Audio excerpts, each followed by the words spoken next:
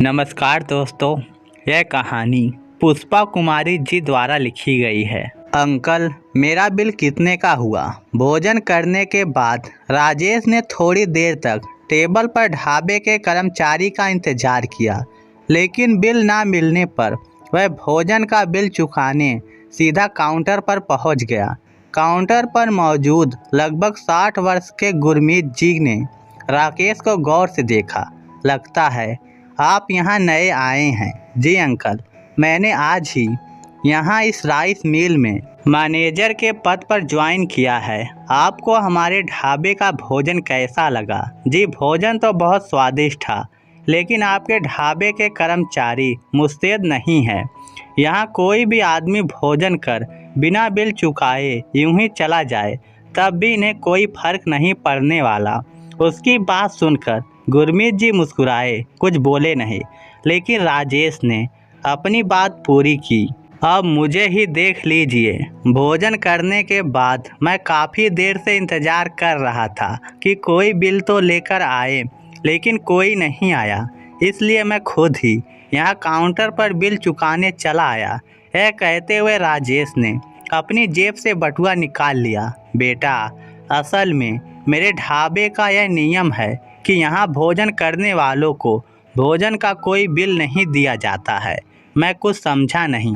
यहाँ भोजन करने वाला हर ग्राहक खुद आकर काउंटर पर भोजन का स्वाद बताकर अपना बिल चुका जाता है। लेकिन अंकल, पता कैसे चलेगा कि भोजन का बिल हुआ कितने का? आपके यहाँ तो कोई मेनू कार्ड भी नहीं है। बेटा, मेनू कार्ड की कभी कोई ज़रूरत ही नहीं पड़ी, क्योंकि यहाँ भोजन करने से प्रतिशत भूखे लोग ही आते हैं, और भूखे आदमी के लिए भोजन मायने रखता है, मेनू कार्ड नहीं। अंकल, मेरे भोजन का बिल कितने का हुआ, यह तो बता दीजिए। 5 रुपये, मात्र 5 रुपये। राजेश को मानो विश्वास ही नहीं हुआ। आखिर कोई इतना स्वादिष्ट भोजन भला 5 रुपये में ग्राहक को कैसे खिला सकता है? दाल चावल, रोटी सब्जी, पापड़ सबका मिलाकर मात्र 5 रुपये अंकल। हाँ बेटा, यहाँ भर पेट भोजन का बिल मात्र 5 रुपये ही होता है। अंकल, एक बात पूछूं? हाँ बेटा, पूछो। इतनी महंगाई में आप इतना सस्ता ढाबा कैसे चला लेते हैं? ऊपर वाले की कृपा है बेटा। जो जीवन भर कमाया है वह सब यहीं छोड़कर जाना है, फिर क्या सस्ता और क्या महंगा। यह कहते हुए गुरमीत जी ढाबे पर भोजन करने के बाद काउंटर पर अपना बिल चुकाने आए। एक मजदूर से बातें करने लगे। राजेश मन ही मन कुछ सोचने लगा, और उस मजदूर के वहां से चले जाते ही राजेश ने गुरमीत जी से एक और सवाल पूछ लिया। अंकल, इतना सस्ता भोजन खिलाने के पीछे कुछ तो वजह रही होगी। हाँ बेटा, वजह तो है, बताइए ना अंकल। राजेश जिद कर बैठा तो गुरमीत जी ने उस राइस मिल के सामने खड़े ट्रक पर धूप में चावल की बोरियां लादते मजदूरों की ओर इशारा किया। बेटा, यह मजदूर जितनी भारी अनाज की बोरी अपनी पीठ पर उठा लेते हैं ना, उनकी दिन भर की कमाई इतनी नहीं होती कि वह बोरी भर अनाज खरीद कर अपने घर ले जा सके। दिन भर मजदूरों के बीच रहने वाला राजेश गुरमीत जी की बात से सहमत हुआ, लेकिन गुरमीत जी उसे आगे बताने लगे। बेटा, मजदूर अपने परिवार का पेट भरने की कोशिश में अक्सर खुद ही भूखा रह जाता है। आप सही कह रहे हैं अंकल। अगर आपका ढाबा हमारी राइस मिल के बगल में नहीं होता तो जेब में रुपए होते हुए भी शायद आज मैं भूखा ही रह जाता। राजेश बखूबी जानता था कि चाय बिस्कुट से दिन तो कट जाता है, लेकिन वास्तव में भूख नहीं मिटती। उसकी बातों को सुनकर गुरमीत जी मुस्कुराए।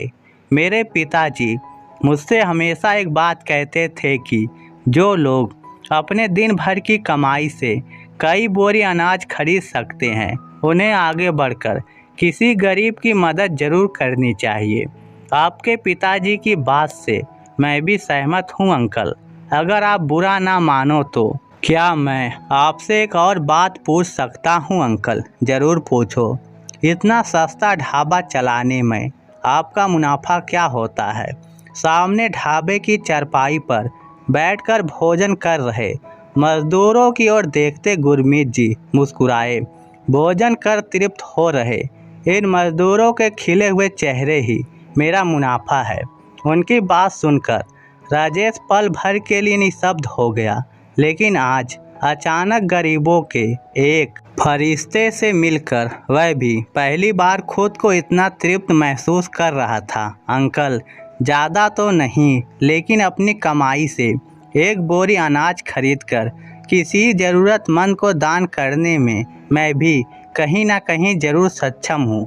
लेकिन एक बोरी अनाज किसी एक ज़रूरतमंद को देने से अच्छा है कि मेरा किया हुआ यह दान आपके ढाबे की रसोई के माध्यम से कई ज़रूरतमंदों के पेट में जाए। यह कहते हुए राजेश ने अपने बटुए से एक 500 का नोट निकालकर काउंटर पर रख दिया। मेहनतकश मजदूरों को अपने ढाबे पर मात्र 5 रुपये में भरपेट भोजन उपलब्ध करवाने वाले गुरमीत जी अपने सक्षम हाथ जोड़कर खड़े एक नौजवान द्वारा सच्चे हृदय से किए गए दान को स्वीकार करने से इनकार ना कर सके। तो दोस्तों, इस कहानी को सुनकर आप क्या सोचते हैं, नीचे कमेंट करके हमें ज़रूर बताइएगा। धन्यवाद।